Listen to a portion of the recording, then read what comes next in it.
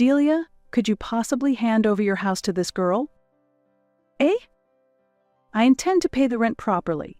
How about $50 a month as a sisterly discount? This house is too big for 2 people.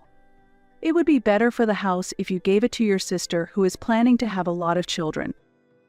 I am Delia, 35 years old. I have a 3-year-old daughter. I have no other family except my daughter. However, I have no regrets. Now, I rather think it was for the best. I graduated from high school and took a job in caregiving. I had a husband whom I truly loved 3 years ago.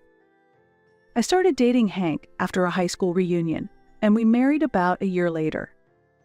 In high school, I secretly harbored feelings for Hank. At the reunion, when this was revealed, I was so embarrassed I wanted to crawl into a hole, but when I got home, Hank contacted me. "Did you really like me?" he asked, and impulsively, I answered, "Yes." "What about now?" he asked, and I replied, "I still do," which started our relationship. About a year later, we married, and the following year, we had a lovely daughter named Nora. Nora looks just like her father and is absolutely adorable. Her quietly sleeping form looked just like an angel. While continuing my job, I worked together with my husband to raise our child. Chasing after work and child care, just as our daughter was about to turn 1, my husband suddenly disappeared. When I came home that day, the room was pitch dark and I could hear my daughter crying in the back. In the living room, there was a divorce paper signed by my husband and a lawyer's business card on the table. There had been absolutely no signs of my husband planning to leave. If he had fallen out of love with me, I might have understood. But leaving our daughter alone at home was unimaginable to me. At least he should have taken her to his parents' place or left her with someone. She kept crying and her voice was trembling. When I quickly made and gave her milk, she drank it with surprising ferocity. She must have been very hungry. Her diaper was in a terrible state, and I changed it immediately. I wonder how long she had been left alone. After that, there was no contact from my husband, and through the lawyer whose business card he had left, the proceedings moved forward and we officially divorced. All that was left to me was this small house I had bought before our marriage and my beloved daughter, and a meager amount of child support left by my ex-husband. His parents were furious at him for disappearing so suddenly. I'm truly sorry to leave Delia and Nora like that. He didn't even contact us. I have no idea what he was thinking. I'll never forgive him. Then they said this to me. You're divorced, and you might not want to have anything to do with us anymore, but if there's ever a time when there's no one to look after Nora, feel free to contact us. Work must be hard on you. It must be tough doing this alone. We're here if you need us, as long as it's not a bother to you, Delia. At first I hesitated, but realistically, it was a very helpful offer. I couldn't rely on my own parents due to various issues. So I decided to accept my in-laws' offer. Later, I found what I believe was my ex-husband's social media account and learned that he had been having an affair. The other woman had continued to actively pursue him even after he married me, and it seems she eventually succeeded in taking him away from me. On social media, there were many laments from my ex-husband like raising children is tough. Taking care of a baby makes me feel old. My daughter doesn't get attached to me. I want to escape this life. I can't take it anymore. The woman he had an affair with seems to be a university graduate and a company employee, and my ex-husband emphasized this point on social media, saying she was the opposite of his high school graduate, caregiver wife. Seeing that, anger welled up inside me. I looked into whether I could legally claim alimony, but since I had already received a small amount of property division due to the child support and sudden divorce, it seemed difficult to claim more. I decided not to think about money anymore. Now I just needed to focus solely on raising my daughter. I had no room to spare thoughts for my ex-husband. I set aside my pride, left my daughter with my in-laws during the day, and devoted myself fully to childcare after returning from work. Fortunately, my daughter has grown up smoothly without any major illnesses or injuries. That was the greatest happiness. At work, they considered my situation, and even in the midst of a severe staff shortage, they flexibly adjusted the shifts when my daughter was ill.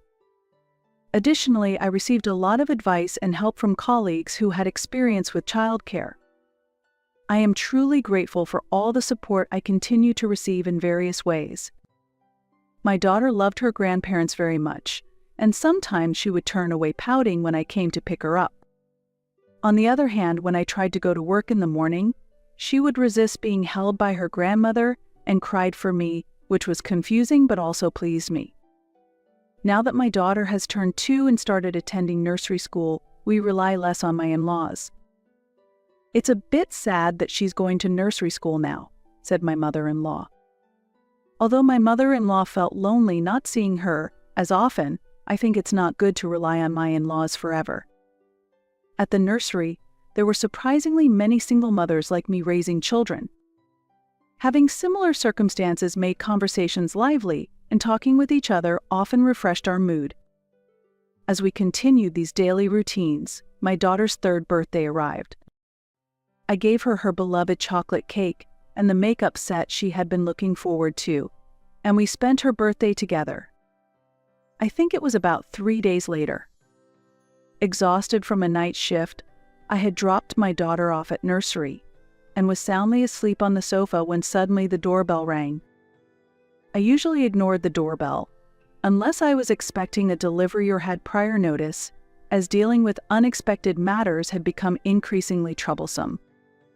However, that day the ringing persisted, prompting me to get up and check the monitor, where I saw my parents and sister, whom I hadn't been in contact with for a long time. Pressing the button in surprise, my mother immediately began to speak.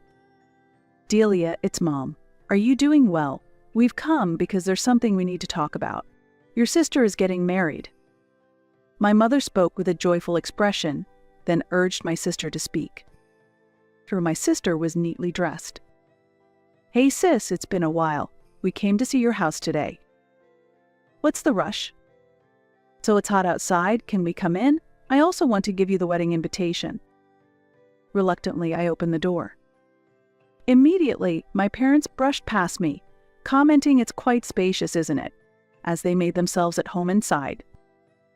I couldn't grasp what was happening and tried desperately to stop them, but they paid no heed to my protests. There are 2 bedrooms, so it seems we could even fit a large bed.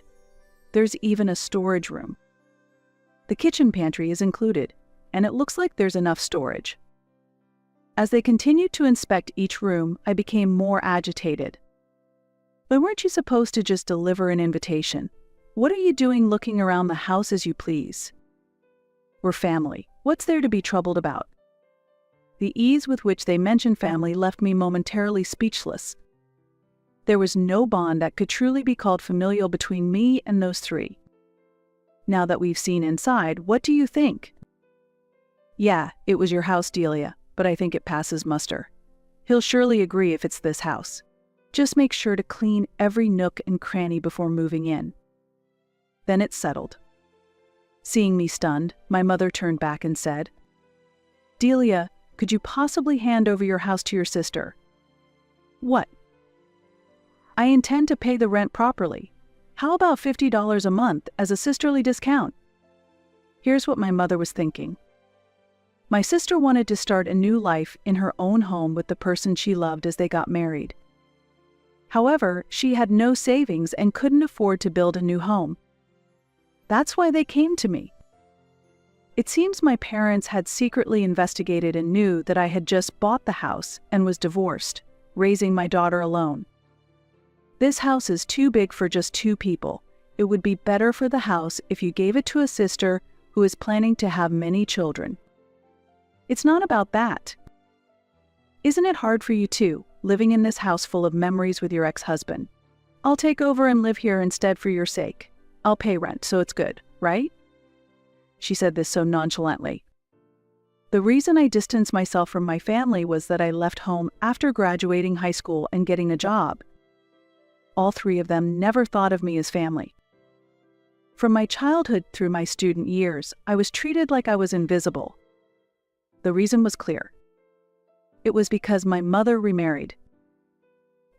My current father was my stepfather, and there was a 7-year age gap between my sister and me. We have different fathers.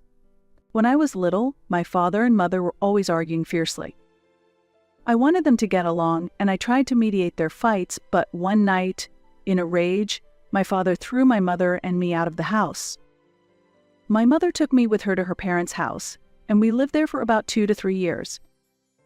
As soon as my parents' divorce was finalized, my mother said, "I want to introduce you to David, a man who has been helpful to me at work." That man is now my father. The wedding ceremony was conducted with just the two of them. No relatives were invited, and I didn't even attend the ceremony. On that day, I was studying at home. When my mother registered the marriage, she was already pregnant. Soon after, my sister was born. However, even before my sister's birth, I was treated as if I didn't exist in the house. Initially, my stepfather made an effort to engage in conversation, but gradually he lost interest in me. Even when I spoke to him, his responses were cold, and he would not even look at my face. My mother's behavior was terrible too. After she started living with my stepfather, she never met my eyes. Even when I was in the living room, they acted as if I wasn't there, talking only with each other. When they took a bath, they would close the hot water even though I hadn't bathed it. Initially, I thought they just wanted to enjoy their newlywed life, but that was not the case. Once my sister was born, both my father and mother prioritized her above everything else. I thought it was inevitable while my sister was a baby, but the situation remained the same as she grew up. One day, looking in the mirror, I realized something. My face closely resembled my father's. The resemblance had probably been strong since I was young. I think my mother felt annoyed by me after remarrying, as I reminded her of her ex-husband. It was the moment I realized why I was treated as non-existent in our home. My sister seemed to have a faint awareness of our situation. Perhaps that's why, when we were young, she used to share the snacks she received with me, giving me half. From the brand new set of pencils given only to my sister, she gave me one and often expressed sympathy for me, saying, "I feel sorry for you, sister," and took care of me in various ways. I was comforted by such kindness from my sister. I resolved to always cherish her. However, as she entered middle school, our relationship began to change. Whenever our parents bought her something new, she would immediately boast about it to me. "I got this too. They only buy stuff for me, not for you, huh? Do you want this? I already got one before, so I can give it to you." The way she looked down on me, as if a wealthy person pitying a poor one, was evident in her expressions and words. Initially, I thought it was my own jealousy shaping her words, but as it happened repeatedly, I realized that wasn't the case. She was mocking me, feeling superior. The moment I realized that, the only support I had in my family was gone. No matter how much I wanted to avoid her, she would come to my room on her own, using our parents' love as a shield to brag. My parents continued to ignore me. When we joined club activities in school, I was often left without a meal, or the food just sat on the table all cold. At least it was in the fridge. Enduring such situations every day nearly broke my spirit. Feeling that I couldn't go on like this, I firmly decided, I'll leave this house once I graduate from high school, and that determination helped me get through my student life. In today's world, even a high school graduate can make it. I initially didn't choose caregiving as a job I particularly wanted. However, as I worked, I began to find fulfillment in it. Being less fortunate with family, the job was challenging but became a source of emotional support, and my colleagues, both seniors and juniors, were all kind and dependable. Due to these circumstances, I had kept my distance from my family for a long time.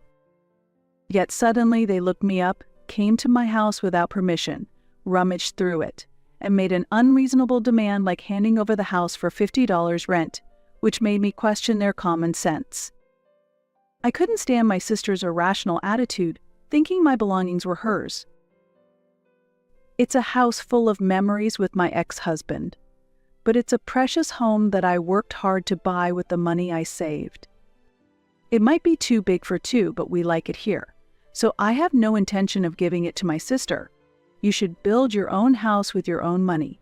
Are you struggling that much financially? Just because you only graduated high school, you act all high and mighty.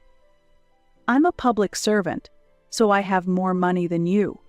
I'm just saying this house is too good for you, so you should leave.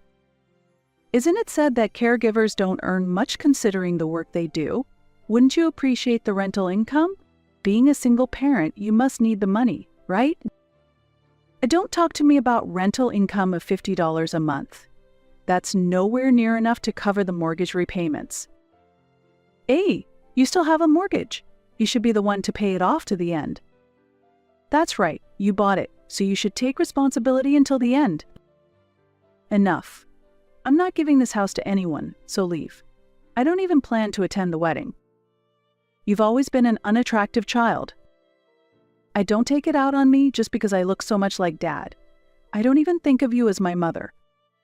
Carried away by emotion, I said this, and my mother, furious, shouted back with 3 times the intensity.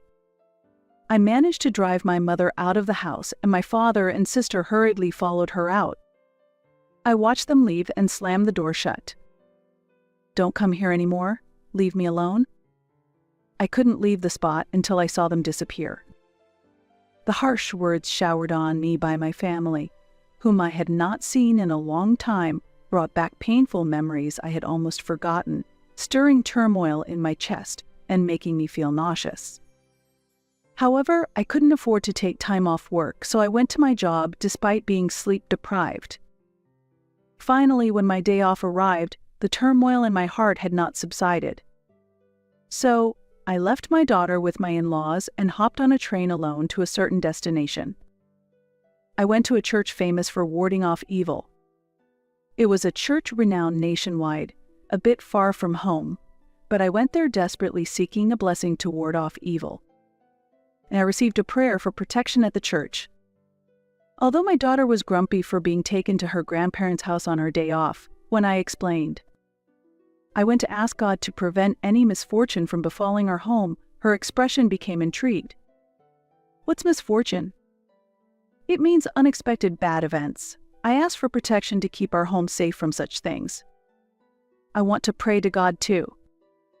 Saying this, my daughter sat on the sofa and began to pray softly. The following week, as usual, I picked up my daughter from nursery and did some shopping on our way home. The moment I opened the front door of our house, I felt the presence of someone inside. I quickly moved my daughter away from the house, telling her, "Wait here," and then I went back inside alone, grabbing an umbrella from the entrance. I heard some noises coming from the living room. Thinking it must be a burglar, I steeled myself open the living room door and screamed. Aha! I didn't even know what I was yelling, but I frantically swung the umbrella around, raising my voice. Yeah? Startled by my charging in with the umbrella, the person who fell backwards was not a burglar, but my sister. Why you're here? That's my line. You scared me. I'm the one who's shocked. What are you doing here? Upon closer inspection, I noticed the living room window was broken. My sister had entered the house through that window. Moreover, she was rummaging through the cupboard. I frantically grabbed my smartphone. Wait, who are you calling? The police. There's a burglar in the house. I'm not a burglar. If you're not a burglar, then what do you call breaking into a house through a window? As if saying she wouldn't let that happen, my sister charged at me, trying to snatch away my smartphone. Stay away. Give me the phone. Stop it, you thief. I told you I'm not a thief. You are definitely a burglar. My sister and I were shouting nonsensical things at each other as we grappled. That's when it happened. There's a thief. A thief. There's a bad person here. My daughter's voice could be heard from outside. Worried, she had come home and quietly opened the front door, probably hearing the word thief. Thief, thief, somebody help. My daughter was running around the neighborhood, screaming loudly. That sneaky little. When my sister tried to head outside towards my daughter, I grabbed her and desperately tried to prevent her from going outside. At that moment, our neighbor, Mr. Watson, and Mr. Allen from across the street came rushing into the house wielding a baseball bat and a golf club, shouting loudly. Old Mr. Carter, who lives nearby and whose hobby is gardening, also entered through the living room window, holding large shovels in both hands. While I was tending to the garden flowers, I was truly grateful that I had greeted him before. I felt proud of myself for having established a conversational relationship with Mr. Watson and Mr. Allen. Building relationships with neighbors really is beneficial. In such a situation, I was slightly moved and almost teared up. Perhaps realizing that her situation was hopeless, my sister stopped resisting and collapsed on the spot. Seeing this, the neighbors firmly restrained her. Worried about my daughter, I hurried outside, and Mrs. Watson was there embracing her. The moment I saw my daughter's face and felt relieved, I heard the sound of a police siren. My sister was handed over to the police by the neighbors and was being questioned in the police car. I repeatedly expressed my gratitude to the neighbors and hugged my daughter tightly. So it's all thanks to you, Nora. When someone said that, Nora shouted, "Begone, evil spirit." I wondered where she had learned such a phrase. Nora then began mimicking a pastor's gestures.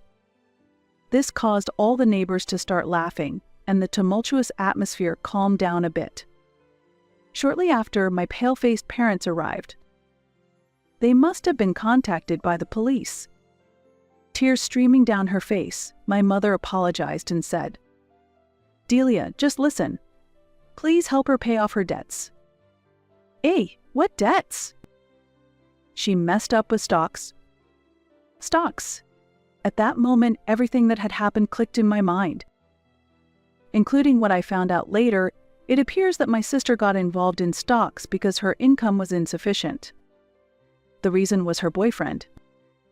She wanted to impress him with gifts and meals, but her salary made that difficult.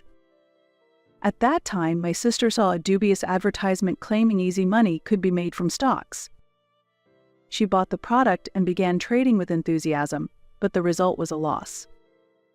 Still, she had already boasted to her boyfriend that she would build a new house for their married life, and when she became desperate, she came to me asking for my house. After I turned her away, she continued trading stocks, saying next time it'll be fine, and ended up accumulating a huge debt which her parents eventually found out about. Ultimately, that led her to try to steal money from my house.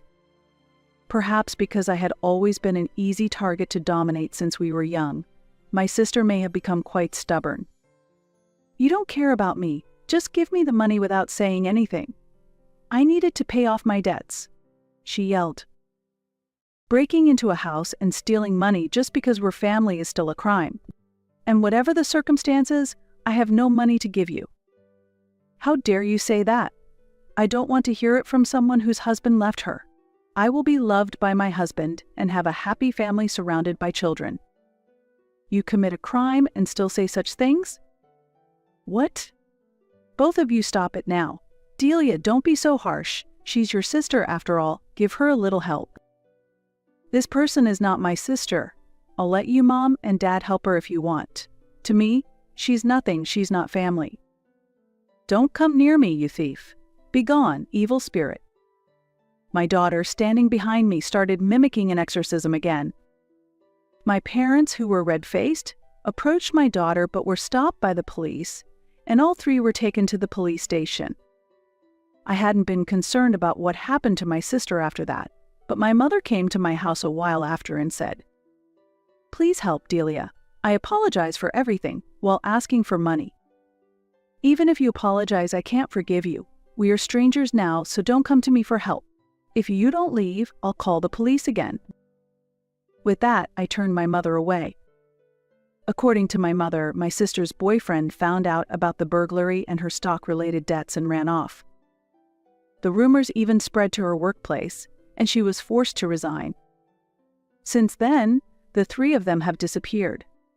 Curious and wanting to avoid being seen, I passed by my parents' house and saw it was up for sale. According to the neighborhood gossip, they may have fled in the night. I wonder if it was the blessing from the church, known for warding off evil, or was it the effect of my daughter's exorcism?